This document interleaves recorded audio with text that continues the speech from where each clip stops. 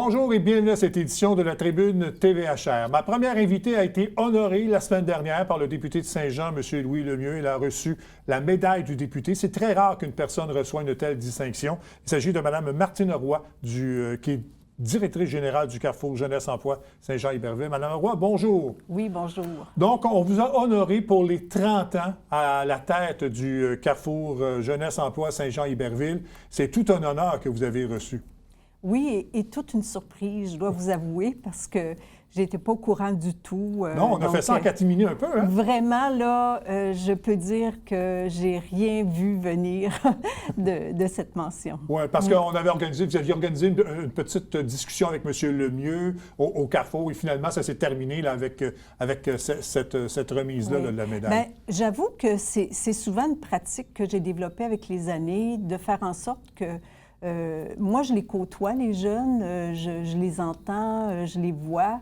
Puis, je trouve que souvent, de les réunir, puis qu'ils soient leur propre porte-parole auprès du député pour faire connaître leur réalité, je trouve que c'est toujours, pour eux, valorisant, significatif. Puis, donc, c'est dans cet esprit-là que j'avais organisé une activité lundi dernier. Bon. On sait que c'est difficile de travailler dans le communautaire. Le financement n'est pas toujours là. On doit se battre souvent pour... et que ça fait quand même 30 ans que vous êtes à la tête de cet organisme-là. Comment vous analysez, comment vous regardez ces 30 ans au Carrefour Jeunesse Emploi? Bien, je vous dirais que je réalise pas tout de suite que ça fait déjà 30 ans. Puis je vais vous avouer qu'au début, mon intention, c'était pas de passer 30 ans au Carrefour. Ma volonté, c'était de faire le démarrage, de m'assurer que c'est bien ancré, puis par la suite, passer le flambeau. Mais au cours des années, ce que j'ai vu, c'est qu'il y a toujours place à du développement, de la consolidation. Puis oui, je vous l'avoue, c'est vrai que travailler dans le communautaire, des fois, on a des hauts et des bas par rapport au financement. Mais je pense que ce qui a fait que je suis restée en poste 30 ans, c'est que je trouve que les besoins chez les jeunes évoluent. C'est à nous de s'adapter, d'adapter nos services, nos activités. Puis je pense que ça a été ça, là, ma source de motivation. Donc, vous parlez d'évolution. Donc, qu'est-ce qui a changé en 30 ans là, au niveau de la situation de l'emploi chez les jeunes? Bien, on a vécu toutes sortes de périodes. Donc, les jeunes ont été confrontés à une période où on parlait de pénurie de main-d'œuvre. Donc, pour eux, c'était pas rare qu'un jeune, finalement, frappait à la porte d'une entreprise puis disait « Est-ce que tu peux commencer maintenant? » Donc, les jeunes ont été confrontés à ça. Là, on est en train de vivre une autre réalité, une réalité, finalement, où il y a moins de postes ouverts, peut-être des postes un peu moins bien rémunérés aussi. Donc, c'est une autre réalité auquel les jeunes sont confrontés. Puis, les compétences recherchées en fonction de certains secteurs d'activité évoluent aussi. Hein? Donc, je pense qu'on a un rôle à jouer d'informer les jeunes de cette évolution-là, puis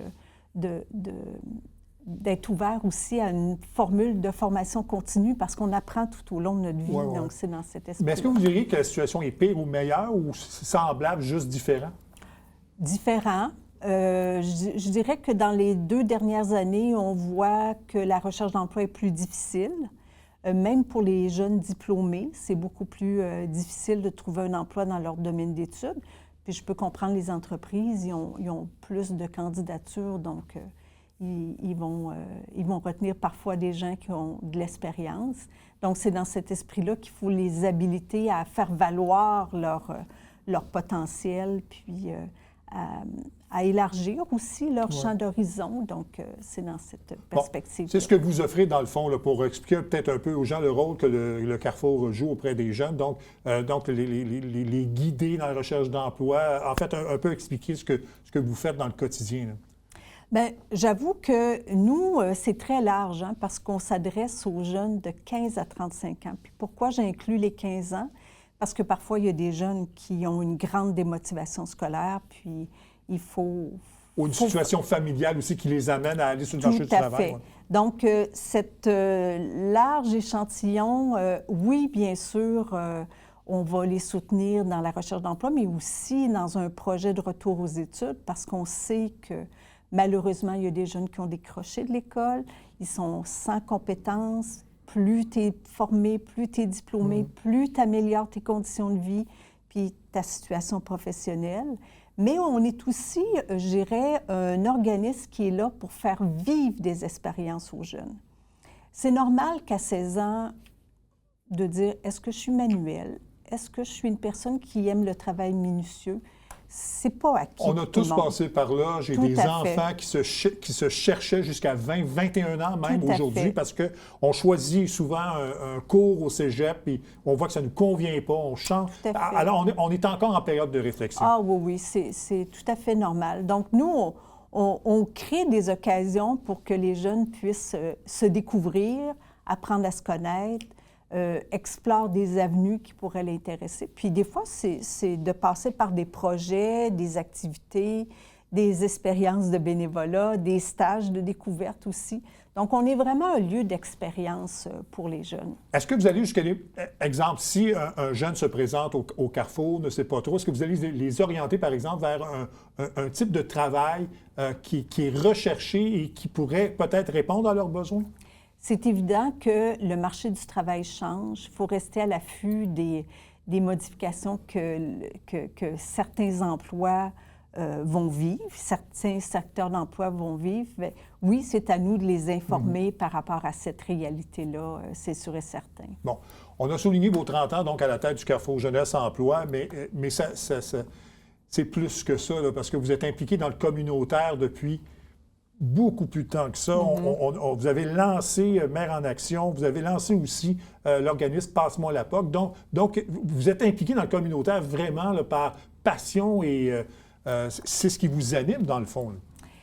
Je suis une personne qui aime ça s'impliquer là, au départ, mais je cherche toujours à faire des liens finalement avec des besoins que les jeunes vivent, des réalités aussi. Donc, c'est dans cet esprit-là que le Carrefour, on ne peut pas tout faire, mais de développer des alliances significatives avec d'autres acteurs du milieu, d'autres organismes communautaires, je pense que c'est ça qui est gagnant. Puis si je peux apporter ma contribution pour du démarrage, c'est sûr et certain que je vais le faire. Est-ce que c'est quantifiable, le nombre de personnes que vous aidez par année à peu près là, pour aider les jeunes, justement? Bien, nous, on est un Carrefour qui a 3 points de service. Oui, à Farnham et Marieville. Oui, parce qu'on a une volonté de se rapprocher aussi des jeunes. Puis je vous dirais que des jeunes accompagnés, non, avec qui on fait une démarche individuelle, ça tourne autour de 1200, 1300 jeunes par année. Quand même, pour les 3 points de service? Pour les 3 points de service. Mais je dirais qu'on a des contacts avec des jeunes au niveau de certains projets jeunesse où parfois on a des activités dans les écoles et là, je vous dirais que ça touche plus de 2000 jeunes. Est-ce que ça a augmenté avec la situation depuis peut-être la pandémie ou c'est à peu près les mêmes chiffres à chaque année mais que ça diffère de champ d'action peut-être? Je dirais que ça augmente toujours un peu, particulièrement dans une période où l'emploi est plus difficile, où malheureusement on vit avec, la pandémie à l'eau large, mais oui, on vit avec les séquelles de la pandémie par rapport au décrochage scolaire de certains jeunes. Donc, ces jeunes-là qui ont vécu une période difficile, là, on les côtoie là, présentement. Donc, je pense qu'il faut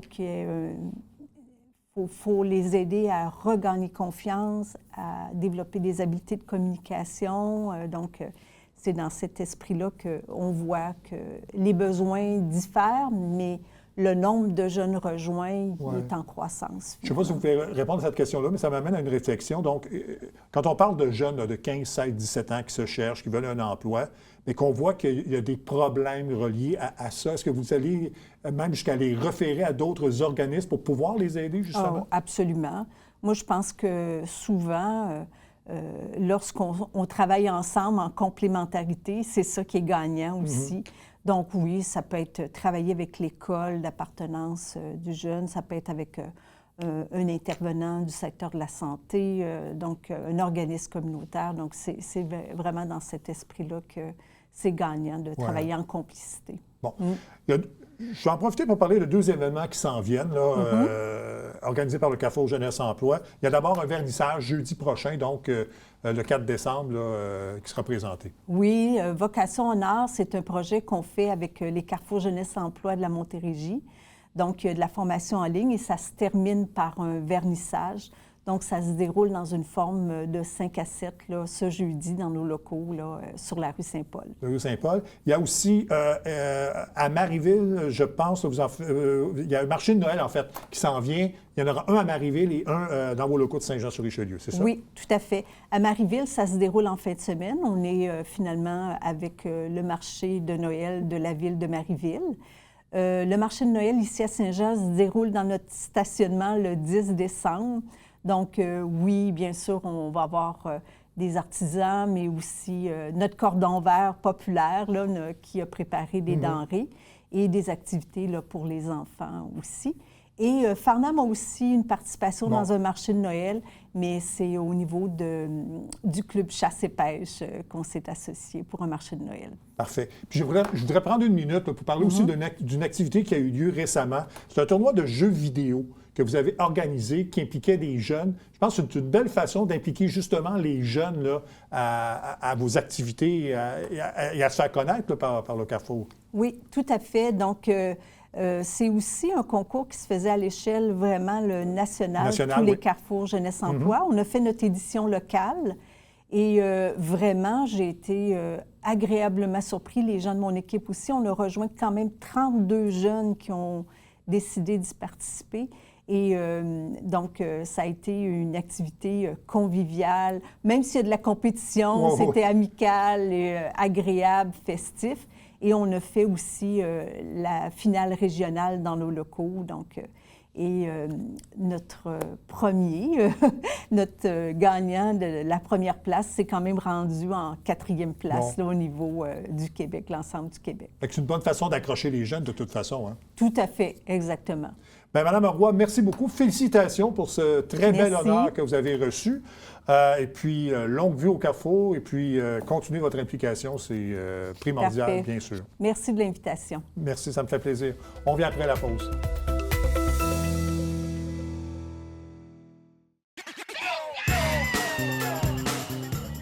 Vous êtes un adepte du bingo? Télébingo vous permet de jouer dans le confort de votre foyer. 4 500 $ en prix à gagner. Et pour ce faire, vous devez vous procurer un livret comme celui-ci au coût de 9,50 $ chez un de nos détaillants, dont la liste apparaît sur notre site Internet tvhr9.com. Donc, c'est un rendez-vous dimanche matin 9h30. Télébingo.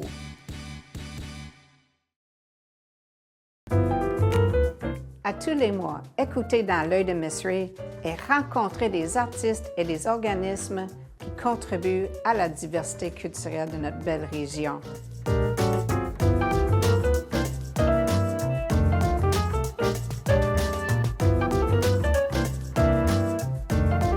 Ensemble, nous gardons l'art vivant. À tous les lundis, 18h30, sur les ondes de TVHR.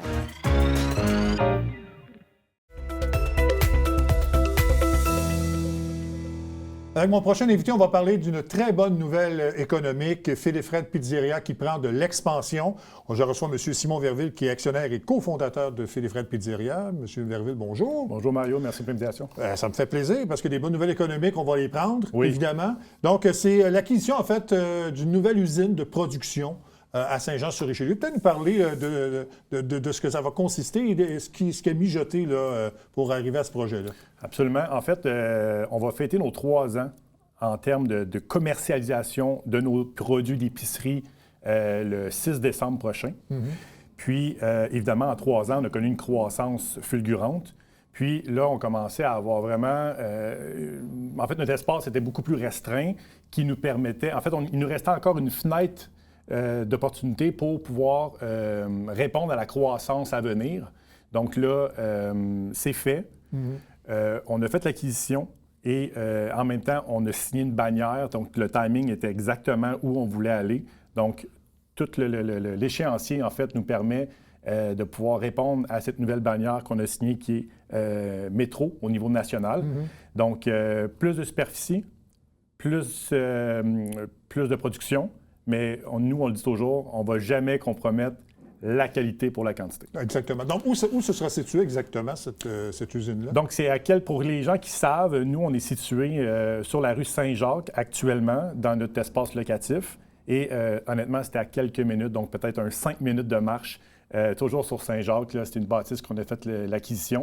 Ça ne sera pas affiché, évidemment, parce qu'on ne veut pas que les gens pensent que c'est comme une deuxième succursale. Un commerce, là, ouais, exactement. Mais on va être sur la rue Saint-Jacques, donc on demeure à Saint-Jean-sur-Richelieu. Donc, pour les vieux comme moi qui se souviendront du Palais de la Roulette, c'est dans ce secteur-là. Oui, exactement. Exact. Donc, ça demeure un investissement important parce que quand on se lance dans ce projet-là, évidemment, il faut penser à tout ça. Donc, c'est quand même un investissement majeur là, pour l'entreprise. Oui, absolument. En fait, ça tourne les 2 millions de dollars à peu près d'investissement pour pouvoir autant faire l'acquisition puis aussi les améliorations locatives à faire à l'intérieur. Donc, c'était pas une usine alimentaire. Puis nous, évidemment, pour toutes les exigences, les restrictions en place, on se devait on doit investir, en fait, dans les améliorations à l'intérieur pour être conforme pour pouvoir distribuer au Québec, mais aussi à l'extérieur du Québec. Non.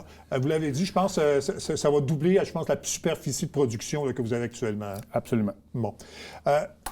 Est-ce que ça va vous permettre là, de... Bon, vous prenez déjà de l'expansion, vous l'avez mentionné, les métros, vous êtes déjà dans plusieurs épiceries, vous êtes associé à des équipes sportives. Est-ce que vous, avec cette nouvelle usine, vous allez élargir la production ou vous allez vous concentrer uniquement sur ce que vous faites actuellement? En fait, c'est sûr que nous, notre objectif, c'est de sortir un nouveau produit à chaque année. Donc, le dernier produit qu'on a sorti là, pour l'année 2025, c'est les Bambino. Donc, on a un format tout garni, format Bambino. Donc, avec l'espace qu'on a actuellement, là, on n'aurait pas pu suivre cette cadence-là parce que qui dit nouveau produit dit stockage. Ouais. Puis là, on arrivait vraiment... on était très limité dans l'entreposage. Donc, on va pouvoir continuer de faire ça, donc de sortir un nouveau produit, fait les frais à travers à chaque année. Et aussi, on a développé un nouveau marché qui est la consommation sur place. Donc, il y a des cantines ou des restaurants qui vont vouloir offrir de la pizza, qui n'auront pas nécessairement la main-d'œuvre pour le faire. Et au lieu de faire cuire une pizza bon marché qui n'est peut-être pas nécessairement de qualité, bien, ils vont probablement utiliser... ils vont utiliser notre produit. Donc, ça goûte comme le restaurant, mais sans la main-d'œuvre. Ça doit quand même être très gratifiant, parce que vous l'avez mentionné, ça fait 3 ans. Oui. De voir l'expansion que cette entreprise-là a pris au fil des années, d'en arriver là, après 3 ans seulement, de planifier une nouvelle usine de production, de doubler la superficie, vous n'aviez peut-être pas pensé à ça il y a 3 ans. Non. Puis, tu sais, je dis depuis le début dans les entrevues dans lesquelles on est invité. C'est vraiment, là je m'excuse, je vais dire la COVID, mais c'est sensible. Mais depuis la COVID, ça nous a vraiment ouvert les yeux sur d'autres marchés parce qu'on savait toujours quand est-ce qu'ils vont fermer le resto. C'est pas nous qui avions le contrôle sur ça. Donc, on a décidé d'accélérer parce que c'était un projet initial qu'on voulait faire, mais pas après 3 ans. Mais parce que c'est 3 ans après l'ouverture du restaurant qu'on a commencé les produits en épicerie. Et, mais tu sais, de signer avec les Alouettes de Montréal, d'être la pizza mangée là-bas. On vient tout juste de signer avec les Lions de Trois-Rivières, qui est le club école du Rocket et du Canadien de Montréal par conséquence. Et jamais on aurait pensé être là aussi rapidement. On voulait y aller, mais aussi rapidement, on est vraiment choyés puis très reconnaissants de pouvoir être là. Est-ce qu'il y a d'autres approches qui sont faites avec d'autres équipes sportives? Bien là, pour l'instant, les Alouettes pour l'été, les Lions de Trois-Rivières pour l'hiver. On a aussi une commandite là, sur la voiture NASCAR de Jocelyn Fecteau, NASCAR Canada. Donc, pour l'instant, pour tout ce qui est commandite, sportive du moins, on est vraiment complet. Mais ça ne nous empêche pas là, de faire des apparitions dans d'autres événements. Mais on peut parler de la culture parce que on est la pizza qui est mangée après les galas de la Disque, les Gémeaux, le gala des Oliviers.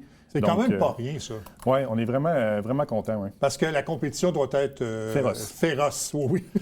Oh, absolument, absolument. Mais comment vous en êtes venu, justement, à être la pizza officielle de ces galas-là, des fois, à grande échelle? Ouais, c'est une excellente question. Puis des fois, on se dit, il faut connaître quelqu'un qui connaît quelqu'un qui connaît quelqu'un. Puis... Parce que, comme je disais, c'est féroce, ce marché-là. Là. Absolument, mais on s'est fait découvrir, en fait, par les organisateurs de ces événements-là, tout simplement pendant qu'ils faisaient leur épicerie. OK. Donc, ils ont acheté le produit, ils ont trouvé ça intéressant. Le packaging était beau, il était différent. Ils ont goûté le produit, ils ont vu que c'était différent. Puis, ils nous ont tout simplement contactés pour voir, en fait, c'était quoi les possibilités de pouvoir de collaborer, tout simplement. Puis aujourd'hui, on avait commencé avec les Gémeaux. Puis finalement, ça a tellement... Je veux dire, les organisations là-bas sont incroyables, puis les organisateurs également. Donc, on a été capable de faire un tour du chapeau avec les 3 plus grands galas de la culture au Québec. Est-ce que vous pensez que c'est justement le produit que vous offrez qui fait en sorte que vous avez tant de succès? Bien, le produit, d'une part. D'autre part, il y a aussi tout le volet expérience autour du produit. On a vraiment voulu vendre plus qu'un produit. Donc, tu sais, c'est pour ça qu'on s'associe avec des équipes sportives, c'est pour ça qu'on est dans des galas, on va dans des festivals, on va faire des activations sur le terrain, tout simplement parce que c'est beaucoup plus qu'une pizza. C'est vraiment, on veut apporter avec le produit toutes les valeurs qui y sont rattachées. Puis, que ce soit le partage, que ce soit les festivités, que ce soit la proximité que ça apporte quand on mange une pizza avec des amis ou la famille, nous, c'est important de le faire dans nos activités marketing. Mm-hmm. Puis, je crois que les gens ont vraiment compris que quand on mange une filet Fred, oui, c'est pour nous nourrir, mais aussi c'est pour célébrer, c'est pour des moments partagés. Donc, on a vraiment voulu faire ce petit clin d'œil-là, puis je pense que ça a bien résonné. Oui, c'est ça. Donc en fait, c'est que vous voulez que le produit soit un peu l'espèce de symbole d'un rassemblement, par exemple. Vous êtes associé aux Alouettes, donc le soir de la Coupe Grey, je sais que vous avez fait de la promotion lors de la finale de l'Est et de la Coupe Grey. Donc, vous voulez vraiment que ce produit-là soit associé à ce genre d'événement-là qu'on peut faire là, en famille ou entre amis. Absolument, parce qu'une pizza, ça stimule le partage, le plaisir, les moments partagés en famille. C'est souvent le premier réflexe qu'on a quand on est entre amis, c'est qu'on a une pizza. Exact. Puis même quand c'est pas le fun comme les déménagements, on en colle pareil. Oui, c'est ça. Mais oui, effectivement, on veut vraiment être un réflexe. En fait, on veut développer les réflexes que quand on est accompagné, on veut bien manger, puis on ne veut pas nécessairement... parce que des fois, on peut appeler à la pizzeria, puis ça peut être un petit peu plus long parce qu'un vendredi soir, il y a beaucoup de monde. Mais d'offrir une pizza de pizzeria dans son congélateur prête en 15 minutes pour n'importe quel événement, bien, c'est exactement ça qu'on voulait faire résonner. Puis, c'est autant bon pour je m'en vais au chalet, je m'en vais au camping à des heures d'ici. J'ai ma pizza filet Fred, donc j'amène ma petite pizza, puis je la fais cuire là-bas, puis j'ai l'impression que je l'ai fait commander directement du resto. Ouais. Pour revenir à l'usine de production, il y a un aspect, et c'est important, je pense, pour votre entreprise, de demeurer à Saint-Jean. Ouais. Je pense que c'était une priorité. Vous auriez pu regarder ailleurs, mais je pense que le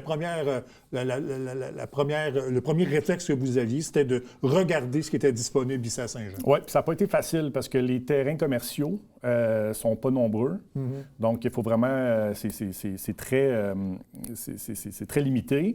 Mais nous, de dire combien de Saint-Jean-sur-Richelieu, c'est important.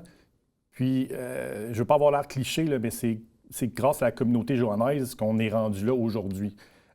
Si on n'avait pas eu ces encouragements-là, ce support-là, pour pouvoir développer notre entreprise, bien, on ne serait pas capable d'accomplir ce qu'on accomplit aujourd'hui.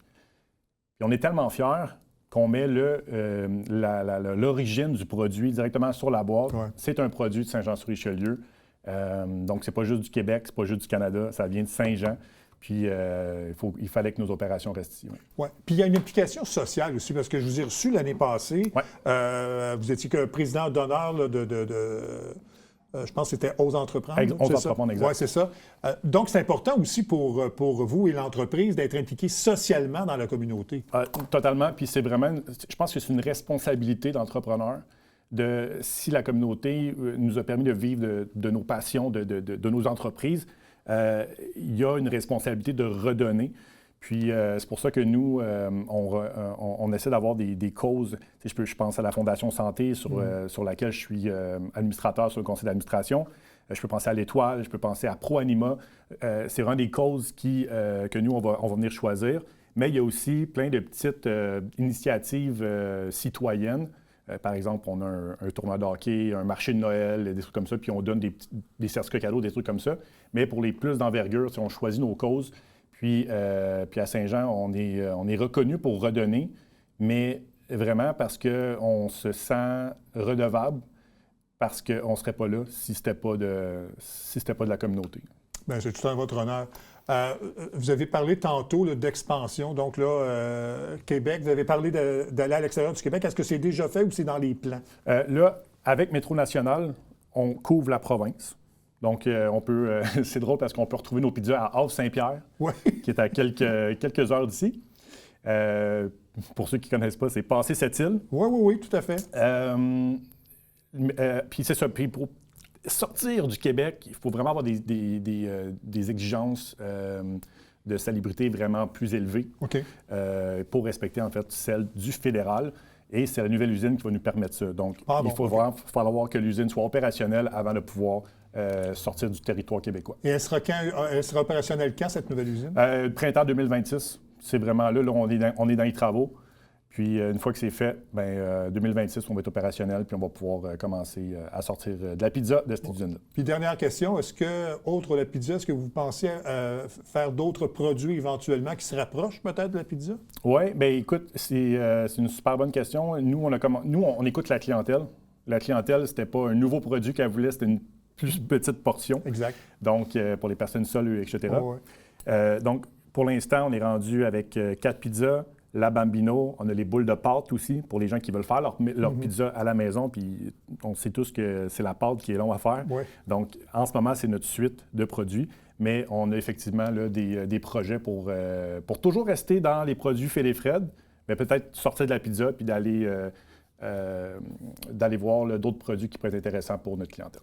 Bien, merci beaucoup. Et puis, bon succès pour Félé-Fred Pizzeria. Puis, en espérant que le tout va se concrétiser et que les plans d'expansion vont prendre de l'ampleur au cours des prochaines années. Bien, merci beaucoup. Puis merci à tout le monde de nous soutenir là-dedans. Parfait. Merci beaucoup. Ça nous fait plaisir.